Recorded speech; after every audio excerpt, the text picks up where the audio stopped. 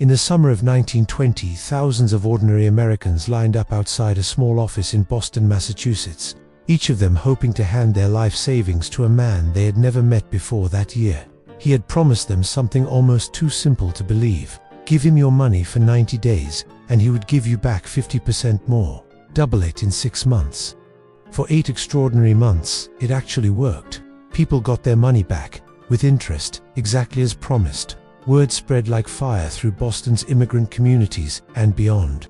The man behind it all was a short, charming, impeccably dressed Italian immigrant named Charles Ponzi, and the scheme he built would eventually bear his name forever. What collapsed in a single week in August 1920 had taken less than a year to build and destroyed the savings of over 30,000 people.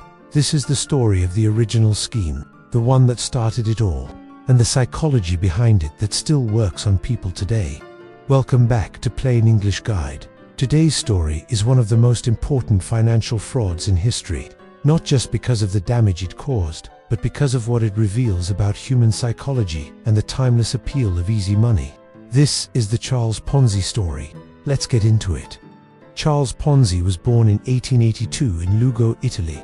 He came from a middle-class family that had fallen on hard times, and like millions of other young Europeans in the early 20th century, he saw America as the place where ambition could outrun circumstance. He arrived in Boston in 1903 with $2.50 in his pocket and what he described as $1 million worth of hope. The reality of immigrant life in early 20th century America was brutal. Ponzi worked as a waiter, a dishwasher, a store clerk. He was fired repeatedly for petty theft. He spent time in prison in Canada for forging a check. He served time in an American prison for smuggling Italian immigrants across the border. By his mid-30s, Charles Ponzi had accumulated a long record of failure and a complete unwillingness to accept it. The idea that would make him infamous came from an unlikely source, a small paper slip called an international reply coupon. These coupons were used in international mail to prepay postage across borders. Ponzi noticed that because of currency differences following World War I, these coupons could be bought cheaply in Europe and redeemed at a profit in the United States. On paper, the arbitrage opportunity was real. Buy the coupons cheaply in Italy, redeem them at higher face value in America, collect the difference as profit.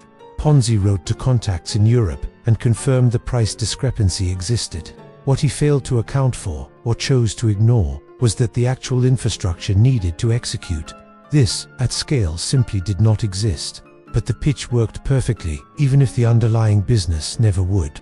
In December 1919, Ponzi opened the Securities Exchange Company in a small rented office in Boston.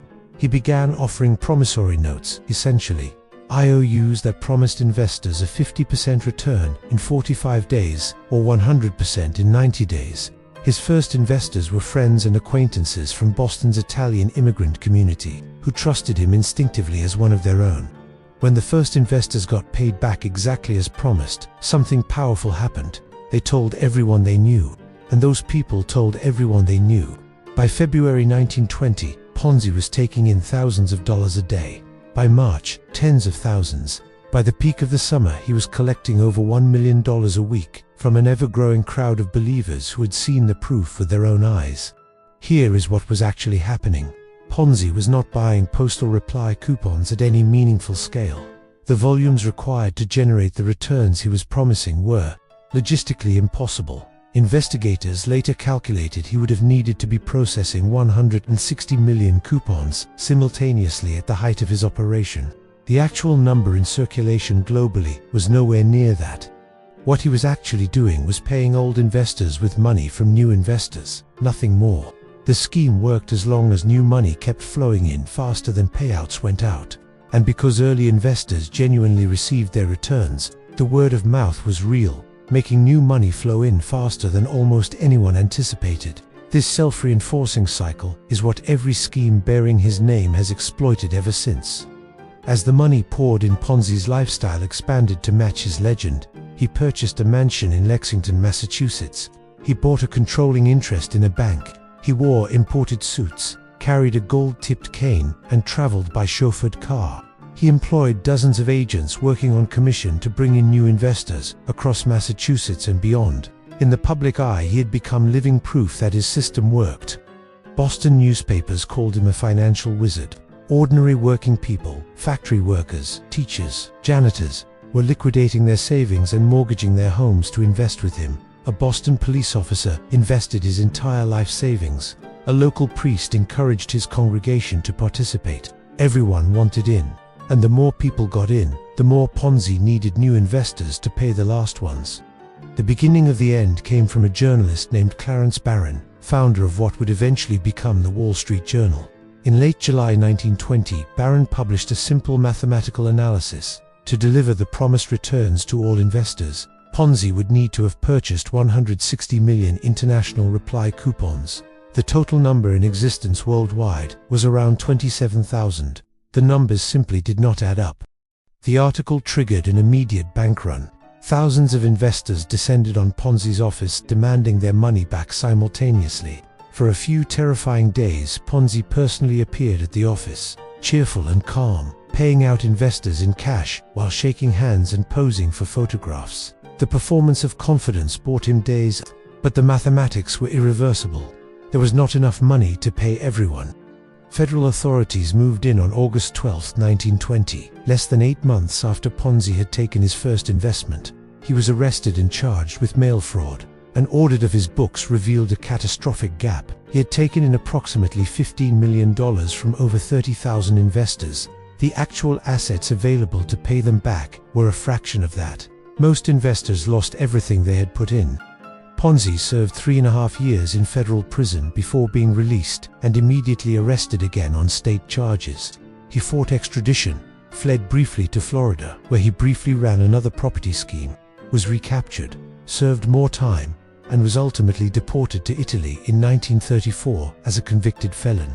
He spent his remaining years in Brazil working for an Italian airline, dying in a Rio de Janeiro charity ward in 1949, nearly penniless. The scheme Charles Ponzi ran in 1920 was structurally identical to what Bernie Madoff ran for decades, until his arrest in 2008, nearly 90 years later. New investor money paying old investor returns, sustained by the self-reinforcing power of word of mouth from early believers who genuinely received what they were promised. If you watched our Bernie Madoff video on this channel, you now understand exactly where that playbook came from. What does the Ponzi story teach us that is still relevant today? Lesson 1. Guaranteed returns are the single most reliable warning sign in all of investing. No legitimate investment can guarantee a fixed return, regardless of market conditions. The moment someone promises you a specific percentage return with no risk, you are looking at either a lie or a structure that mathematically cannot sustain itself. Lesson 2. Social proof is the engine that powers every Ponzi scheme. The reason these schemes work is not because people are naive. It is because the early investors genuinely receive their returns and genuinely tell people they trust.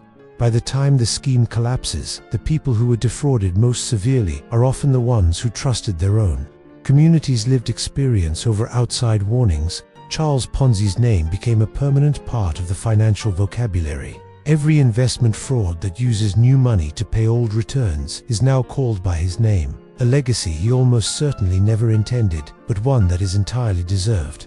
Hit subscribe for more real stories every Monday, Wednesday and Friday. See you Friday. This video is based on documented historical accounts of Charles Ponzi and the 1920 Securities Exchange Company fraud. This video is for educational and entertainment purposes only.